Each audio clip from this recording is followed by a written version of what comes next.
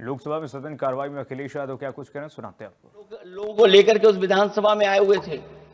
तो ये बातें मैं इसलिए बता रहा हूं कि अगर हमें रिफॉर्म करना है तो रिफॉर्म तभी संभव है जब हमारा इलेक्शन कमीशन निष्पक्ष होगा। इसलिए अध्यक्ष महोदय, मैं कांग्रेस पार्टी के सुझाव से सहमत हूं कि पहला सुझाव उन्होंने दिया है और हम समाजवादी पार्टी के लोग भी ये मानते हैं कि जो इलेक्शन कमीशन के अपॉइंटमेंट का जो तरीका है वो तरीका बदला जाए। वो कम से कम ऐसा हो, पारदर्शी हो, निष्पक्ष हो, दिखे कि हमारी भी कुछ भागीदारी है।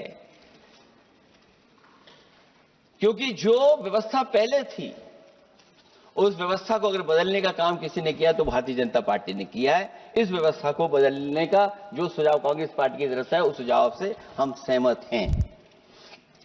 दूसरा सुझाव जो कांग्रेस पार्टी ने दिया है, थोड़े दिनों बाद सुधार आया है कांग्रेस में, इसके लिए हम उनको धन्यवाद और बधाई देते हैं।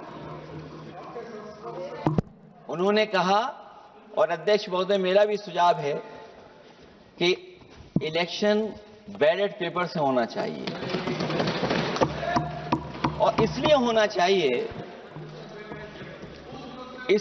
चाहिए कि बहुत प्रश्न लग रहे हैं, बहुत उंगली उठ रही है।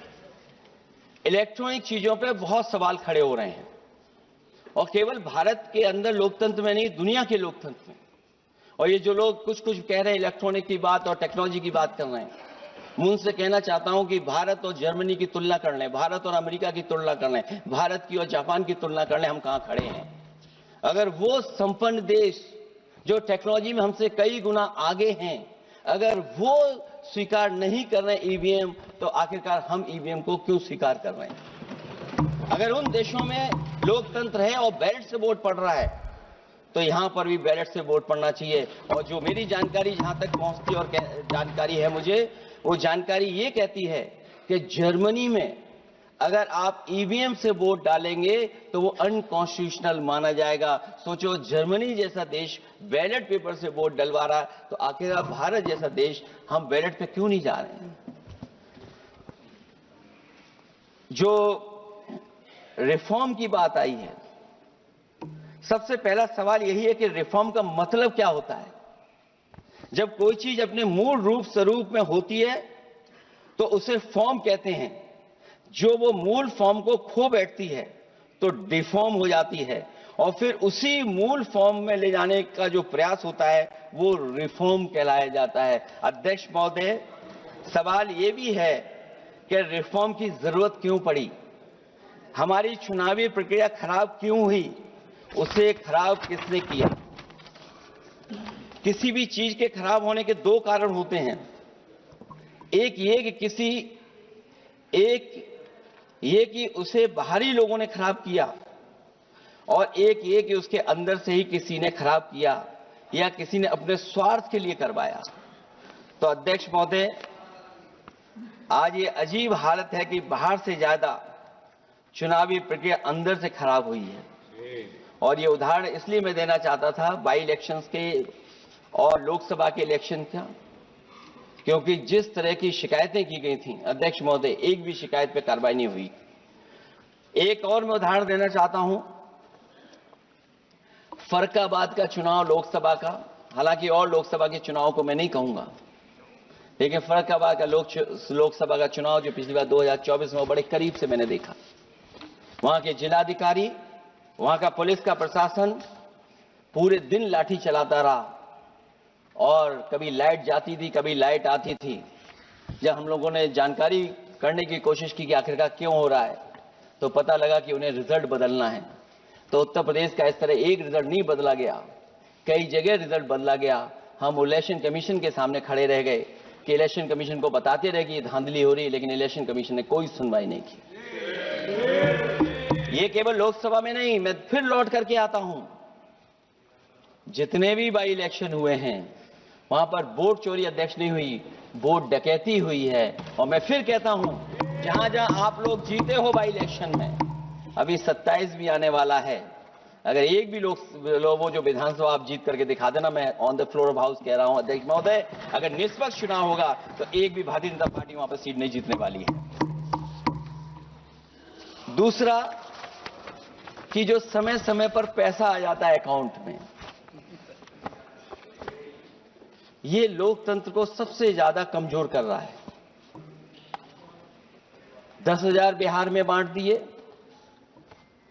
अभी सुना है कि बहुत सारी महिलाओं ने कई जिलों में आंदोलन किया है। वो 10,000 के वादे से मुकर रहे हैं लोग। और मुझे याद है कि जिस समय उत्तर प्रदेश में मैं फ्री मोबाइल देने जा रहा था, कैबिनेट से मैंने पॉलिसी पास की थी, लेकिन यही बीजेपी के लोग चिल्ला चिल्ला करके उसको कह रहे थे कि चुनाव को इन्फ्लुएंस करने के लिए ये पॉलिसी लेकर के आए हैं, ये बांटने जा रहे हैं, और उसको रोक लगवाने का काम इलेक्शन कमीशन से किसी ने किया था, तो वो भारतीय जनता पार्टी थी। तो एक तरफ तो अपना पैसा दे रहे हैं आप, दूसरी तरफ कोई जनता के लिए अगर कोई पॉलिसी लेकर के आ रहा है उसको रोकना चाहते हैं। ये भेदभाव अगर किसी ने देखा है तो हम लोगों ने देखा है। फिर तीसरा, हम चाहते हैं कि मीडिया का जो रोल है चुनाव में, कुछ बात हम लोगों को समझ में नहीं आती। हमारे जो गरीब मतदाता हैं वो कभी कभी अध्यक्ष महोदय हमसे पूछते हैं कि आप तो टीवी पे आते हैं और चले जाते हैं, कुछ लोग टीवी पे आते हैं फिर जाते ही नहीं है, ये कारण क्या है? अगर इलेक्शन के समय पर हम पॉलिटिकल पार्टीज को स्पेस अगर बराबर नहीं मिलेगा तो शायद चुनाव निष्पक्ष नहीं होंगे। इसलिए अध्यक्ष महोदय, आपके माध्यम से मेरा सुझाव ये भी है कि चाहे वो प्राइवेट हो चाहे सरकारी हो, मीडिया में बराबर का कहीं ना कहीं हम लोगों को भी स्पेस मिलना चाहिए। इधर एक नई चीज है, नया जमाना है, तो नई चीज है सोशल मीडिया। पहली बार देखने को मिल रहा है कि जहां पर इमेज बनाने के लिए पैसा नहीं खर्च किया जा रहा अध्यक्ष महोदय, दूसरे की इमेज कैसे खराब की जाए उसके लिए पैसा खर्च किया जाता है। जो नकारात्मक जितना कैंपेन है, मैं अध्यक्ष महोदय दावे के साथ कह सकता हूं, हमारे पास कोई एजेंसी नहीं है, कोई सोशल मीडिया टीम नहीं है जो हम नेगेटिव कैंपेन रन कराते हो। लेकिन भारतीय जनता पार्टी के पास हजारों ऐसे लोग हैं और हजारों करोड़ रुपए इस बात के लिए खर्च करते हैं कि नेगेटिव कैंपेन कैसे रन किया जाए। और जितना जितना चुनाव करीब आता है उतना सोशल मीडिया से लेकर के हर प्लेटफॉर्म पर नेगेटिव कैंपेन अगर कोई कर रहा है तो वो कर रहा है भारतीय जनता पार्टी के लोग। इलेक्टोरल बॉन्ड की तो बात हम इसलिए नहीं करना चाहते हैं क्योंकि हमें तो मिला ही नहीं कुछ। अध्यक्ष महोदय, क्या बात करूं मैं इलेक्टोरल बॉन्ड की? सबसे ज्यादा इलेक्टोरल बॉन्ड अगर किसी को मिले हैं तो सत्ता में बैठे हुए लोगों को मिले हैं। दूसरा कौन?